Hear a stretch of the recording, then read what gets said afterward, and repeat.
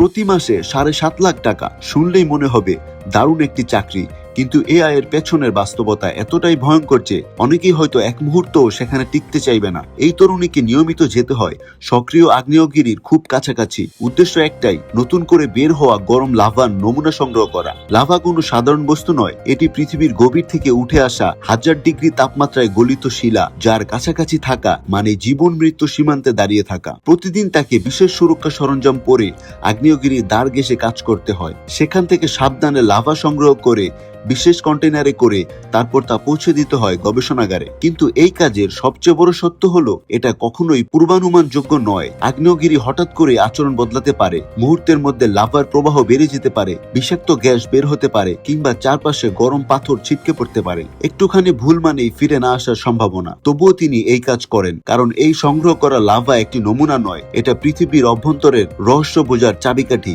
ভূতত্ত্ব, ভূমিকম্প এবং আগ্নেয়গিরির ভবিষ্যৎ আচরণ বিশ্লেষণের জন্য এই তথ্য অত্যন্ত গুরুত্বপূর্ণ। এই কাজ তাই শুধু আয়ের উৎস নয়, বরং বিজ্ঞানের এক গুরুত্বপূর্ণ দায়িত্ব। যেখানে প্রতিটি পদক্ষেপ ঝুঁকি আছে, সেখানে দাঁড়িয়ে থেকেও তিনি ভবিষ্যতের জন্য জ্ঞান সংগ্রহ করে যাচ্ছেন।